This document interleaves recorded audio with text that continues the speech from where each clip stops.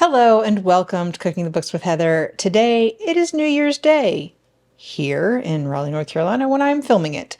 And we're going to be making Hoppin' John from Rodney Scott's World of Barbecue. Usually in the South we eat pork, greens, and black-eyed peas.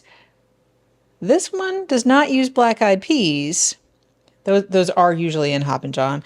It uses these Sea Island red peas. I don't have the exact kind, so he suggests Anson Mills. I've got these from Marsh Hen Mill, but they're the same type of bean, and I've had them soaking in cold water overnight. So I will be draining those and rinsing them so they'll be ready to use. We're going to talk about all of the ingredients here before we go over to the stove. And I'm going to try not to talk a lot over there because it's really, really simple. And in fact, I've got some butter. I'm going to go ahead and get melting in my pan while my pan heats up on the stove. He says to use a Dutch oven, a medium Dutch oven, or an oven-proof soup pot. I have a cast iron Dutch oven / soup pot. Should be perfect for this amount of ingredients. So I've got that melting over medium heat just to bring everything up. It'll take a while, even with my induction range, to come to temperature. So when that's done, we'll be adding some onions and garlic, diced, chopped. Doesn't really matter how perfect you are with this recipe. We're going to be adding, cooking that basically until they're translucent, about 10 minutes. Then we're going to be adding pork. So he suggests shredded barbecue pork, some smoked pork. We are currently smoking some, but the timing just won't work out to put some of that into our Hoppin' John. So an option he provides is bacon. So I've got some applewood smoked bacon that I happen to have available. So we'll cook that after we add the pork and let it cook for a while, because I did not have the pork barbecue. I'm going to be using bacon. After that cooks for a while, we're going to add this hog seasoning that I made. There should be a short. And then we're going to add the soaked and drained peas, and we're going to add some stock. I'm going to use some homemade smoked turkey stock that I happen to have. You can use meat, vegetable stock, or just water. Doesn't matter. Whatever you have is fine. And then it's going to go into the oven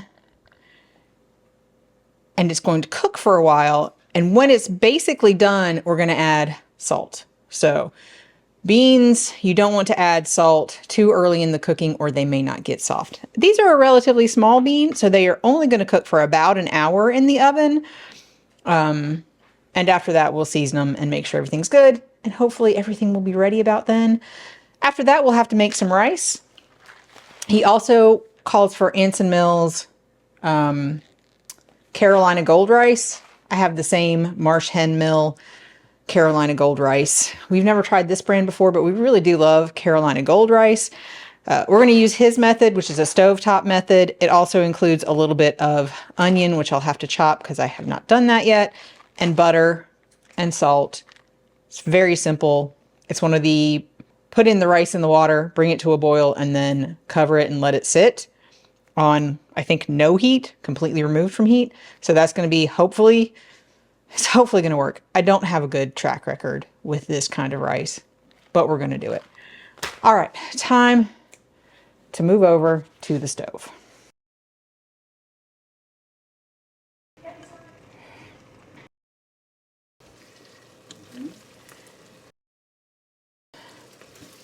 The only solution is round off.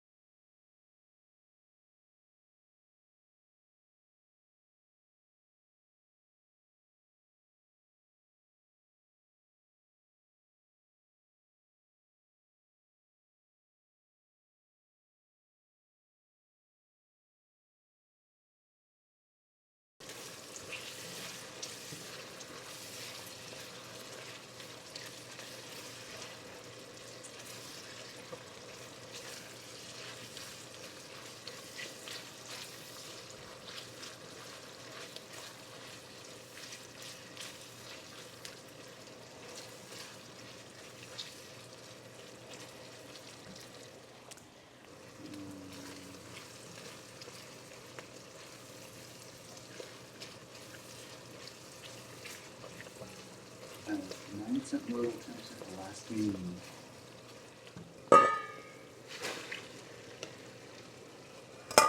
Added the peas.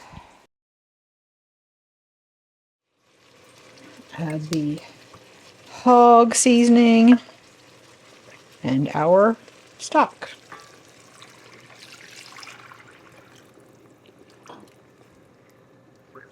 There we go.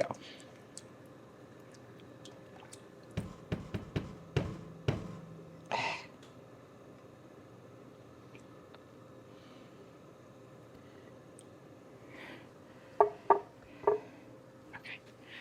Do I need to bring that to a boil? No. All right. We're ready to put it in the oven for an hour.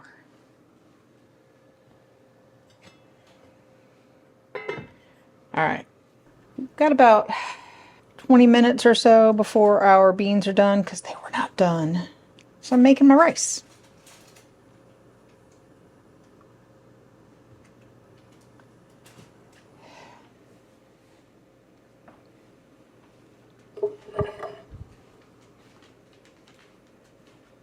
I feel like they would have been done in an hour if I had brought the stock up to a boil before I put the lid on, but it did not tell me to do that, so I did not do that, and they were not done. But that's okay. Okay, butter's almost melted. More unsalted butter. Adding a little bit of onion.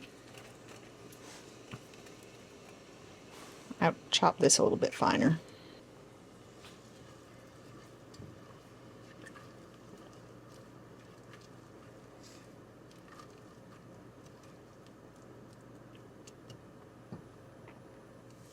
Been about 5 minutes. Onions are kind of translucent, mostly cooked. Adding our rinsed rice, some salt. I'm going to give that a stir first. And then water. I'm going to turn this up a little bit. And we're going to bring this to a boil. That's not really a full boil, but it's real close. All right. I'm going to call that a boil. We're going to put the lid on, turn the heat off, and set a timer for 15 minutes. So this is our peas, our red peas, Sea Island red peas. Been cooking for about an extra 20 minutes or so because I feel like if we had boiled it first, it would have been better. These are done now. They were not done at 30 minutes. Now we're adding quite a lot of salt.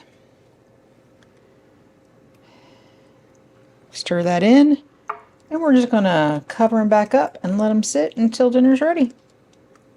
These will definitely hold some heat.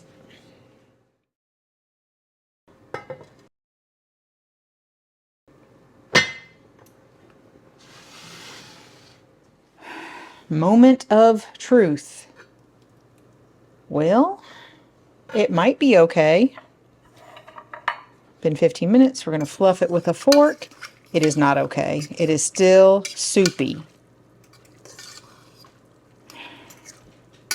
It is not fluffy.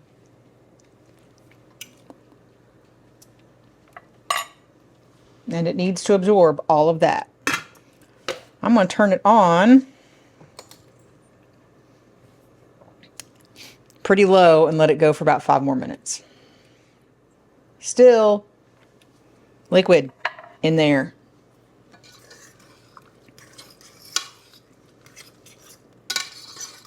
Five more minutes. But this rice might be ruined.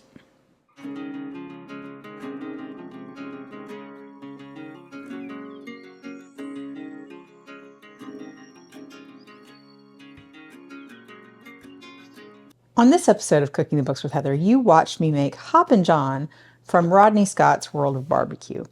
The first thing I have to address is the rice. I have had zero luck with any rice method that includes basically bringing it up to a boil and then turning it off or turning it way down and letting it steam like that since I got an induction range. So I have an induction stove, and I think that that is the reason why none of these recipes ever work for me. The rice that I made, I think it was from the Dishoom cookbook. I'll try to link that if I remember. That turned out very well, but that is basically boiled like pasta and then drained. So you boil it in more than enough water and then you sort of drain it and let it finish cooking on the stove for just a little while. That works out for me on my induction stove. Honestly, I would just saute the onions in the butter and then stick everything in my rice cooker and cook it there. I do not have it in me right now to figure out how to make rice using that method on my current stove. So we're not going to do that.